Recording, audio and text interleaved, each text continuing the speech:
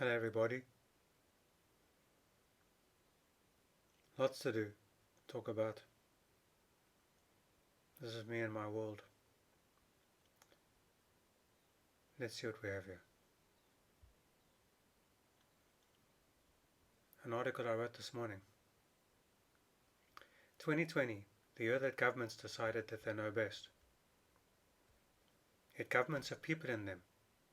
People who go home at night and who have families. The internet and social networks give everyone, whether a government employee or a private person, access to vast amounts of information. In fact, it is said that the average person has access to more information than the President of the USA had only 20 years ago. Do you understand the difference between a puzzle and a mystery? With a puzzle, when you finish the puzzle, you know what piece is missing. With a mystery, you have all the information, but you don't know where to look. You don't know where to start looking and you are confused. And yet there are tools to help us and help our brains solve mysteries, or at least point us in the right direction. And not all the tools are in AI or ML. AI, artificial intelligence, which is artificial. ML, machine learning, which requires a machine or computer, programmed by people. Governments, business, think tanks, organizations have people in them. People like you and me. People have to make decisions. The more we have worn masks, the worse the pandemic has become. The more we have tested people, the more people we have found with the virus. Isn't this obvious? If you test more people, you will find more people with what you are testing for. E.g., if the whole world was suddenly tested for cancer, then cancer would be declared a pandemic or epidemic. You see, everyone has cancer in them. But our immune systems usually beat the cancers, and they aren't noticeable until we test for them. Unless we test for them. Now, I'm not saying that COVID isn't real. Yes, it's real. But don't you think that the world, governments and pharmaceutical companies and doctors, maybe they're looking in the wrong place? My research suggests that we have poisoned our environment to such a degree that she is rebelling and sending us warnings. 350.org was created to tell us that when we get to 350 parts per million of CO2 carbon dioxide in the atmosphere, we will be deadening our world. Yet my home air quality IQ meter is always above 400 and often in the 600 range. And if I take this meter into an office building at 6 a.m., it might show 500, and by midday it might be 900. And if I take it into a meeting room, then it might start at 500 and within 2 hours it is closer to 1200. That is why we start falling asleep in meetings. We blame it on boring meetings. Maybe the meeting became boring because our carbon dioxide-filled mind was unable to concentrate and we started falling asleep. We're currently experiencing the so-called second wave. But in my humble opinion, we're actually experiencing the first wave because we locked down the original first wave so we could flatten the curve so that our medical establishment could get ready. Why weren't they ready? You'll see why if you keep reading and listening. Obviously, once we are ready, we can experience the true first wave, where we get much more sick, where much more people get sick, and our system can cope. Actually, we are all sick already, and the environment is bringing our symptoms to the surface. Read on and find out more and why. The second variant of COVID is here. It could be called COVID-20. I warned earlier this year that if we don't realize the reason for COVID-19, when we try to return to working in buildings, then we will get COVID-20, then COVID-21, and each virus will be 10 times worse than the first one, or the previous one. So if 1 million people died in 2020 from COVID, it would be 10 million in 2021, and 100 million in 2022, etc. And yet the choice is easy. We must stay out of carbon monoxide-filled traffic, with not only carbon monoxide but also so many other poisons. We must work from our home offices and stay out of buildings, which are not only killing us, but which also kill birds and other wildlife. We are told that wind turbines kill birds, but buildings and cars kill more birds.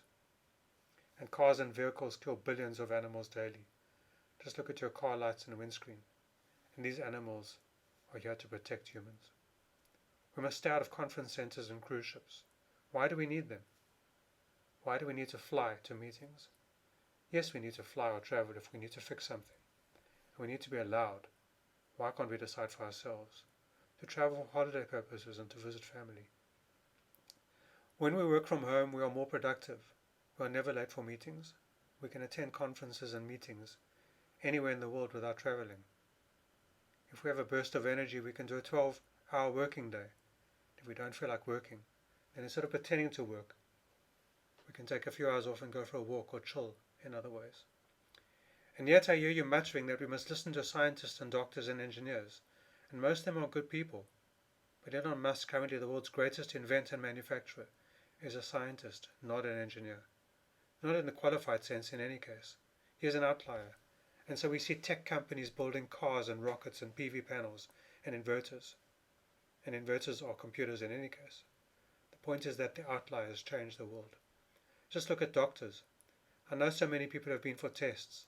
A doctor who is practicing does so many tests because they have no idea where to look. The problem is a mystery. And yet we normally pay a high earners for their knowledge so we can get answers quickly. That is the main reason why someone earns more than another person. It is because they know more and either know the answer or can find it quicker than another person. And yet doctors and clinics and hospitals run batteries of tests to find out what is wrong with a person. And in 2020, if they can't see what is wrong, then there's an easy scapegoat to blame, namely COVID-19. But outliers like me and so many others who aren't specialists have been saying for decades that we need to get out of our office buildings. I wrote about this online for the first time in 2009. We must get out of traffic jams. We must reduce our stress levels. We must spend more time with our families and friends. We mustn't associate with more than 50 people a day, and preferably 50 people in a lifetime.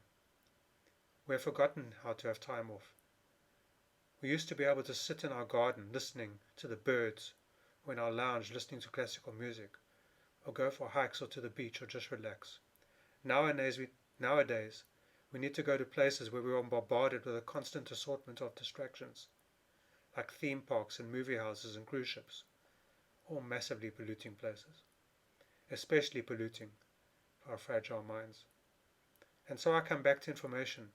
Who says that the government or a big business or a pharmaceutical company has more access to information and data than you or I? How reliable are governments and big pharma when the world is shut down? Surely by now, with all these incredibly well-paid people, the world should be open. And why did it need to be shut down in the first place? Is it because of our poor behavior toward our planet? How wonderful are governments who say they are building COVID relief hospitals as quickly as they can because the system can't cope. Yet if we look at the population of South Africa over the past 30 years, it has more than doubled. Yet we still have the same number of big hospitals. 30 years ago, we already had Groote Hospital, Tygerberg Hospital and Red Cross Children's Hospital in Cape Town, and Baragwanath in Johannesburg. How come we don't have another 4 of these massive hospitals by now, and all the required doctors and nurses to staff them? Why do we even need hospitals in the first place? Why do we need cars? And why do we need more than one car in a family? Why do we need to work in an office building, with thousands of other people all carrying various sickness loads and infecting us? Why do we need to rely on a pill or tablet or vaccine to survive? Why is chronic illness at an all-time high? Yet there are something like 60 vaccines that a new baby can expect to get by the time they're 18 years old. My generation got 4 vaccines by the time we were 18. If vaccines are so effective, then people should be well. They should be out of hospitals, and in fact, hospitals should only be there for accidents. No one should have cancer. No one should have diabetes. No one should be sick long term. No one should have chronic long-term illness. We have traded being sick for a week a year. We had to take that week off work to being sick our entire lives, but being able to go to work. We have traded being sick occasionally for chronic, lifetime sickness. And as we get sicker and sicker, we get more and more vaccines and medicines. Talk about being born in sin. Are we born with a body full of sickness? Or are we born with a body knowing how to heal itself, if only it is fed and watered consciously? In my humble opinion, God gives us an incredible body and an amazing immune system. We should be boosting this body with vital foods and superfoods and immune boosting foods, so we don't need drugs and medicines, and so that we aren't dependent on the system to help us get through the day. Something like a third of people are depressed, and yet these same people receive vaccines and drugs supposed to make them well. The number of people who have been given prescriptions is staggering, and yet when the president of Madagascar says, in about April this year, that they have found a herbal remedy that helps to fix COVID cases, he is laughed at. But when a pharmaceutical company finds the natural ingredients in the Madagascar herb and manufactures it chemically and turns it into a wonder pill, everybody flocks to the pill. Botany and botanists know so much more about our planet. So many people know so much. There's so much intuition. I think COVID-19 isn't only here to teach us to work from home, but the actual short-term sickness is caused by heavy metal overload in our bodies. Search for pneumonia, cadmium online and read about it, about how heavy metal poisoning is causing so many of our problems. We already know how lead pipes caused madness in Europeans over thousands of years. Learn how to do at least one heavy metal detox a week, and remember the next day to take a mineral supplement to put the good minerals and metals back into your body. We're given ways to shut down our mercury and nitrogen oxide and sulfur dioxide and so many other poisons, creating industry called the fossil fuel industry. We have all the so-called alternatives. We have had them for decades. We choose to ignore them at our peril. We live on an abundant planet, and she is trying hard to send us a message. She tried with people like me and Al Gore and Greta Thunberg and the Green Bishop and so many millions of other people, and all of us failed. And after we prayed to God for help, he sent COVID-19. And a month later, almost every office worker worldwide was working from home. Isn't this what we need? To work from homes where we can make local electricity, where we can grow local food, where we can share with our neighbors and rely on each other, rather than relying on governments and insurance companies and pharmaceutical companies and entertainment companies. There's so much to entertain ourselves with on an abundant planet. Some people say there's overpopulation. This couldn't be further from the truth. It looks that way because of the way we treat our mother, nature. But if we change our ways, we'll be tuned into an incredible possibility of a beautiful life on an incredible planet in an amazing solar system and an aptly named galaxy, the Milky Way. There's so much to live for. We need to start by deciding that you only need to go on site if you are a plumber or builder or electrician, or you make products or run warehouses, or you need certain equipment which is expensive to make and need to share it, like x-ray machines, etc. Otherwise you need to be working at home.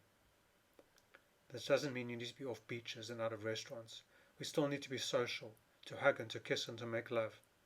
Not just with our spouses or lovers, but also with our biggest lover and spouse, our planet. We're all trying to be different, yet we're all recycled and therefore we're all filters.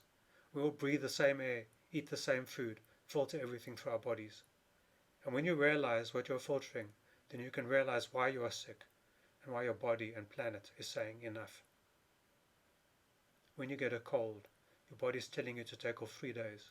When you get flu, your body is telling you to take off 7 to 14 days. When you get COVID, your body is telling you to take off 6 weeks. When you get diarrhea and you immediately take a pill to stop it, you're pushing the reason for the diarrhea underground. When you get a cold and you take something to stop your nose running, you're pushing the mucus back into your body. Our bodies are incredible. When I get a cold, I stay home and I get a few rolls of toilet paper or a box of tissues and I allow my body to get rid of the toxins through the mucus. And if I get diarrhea, I let my body get rid of toxins another way.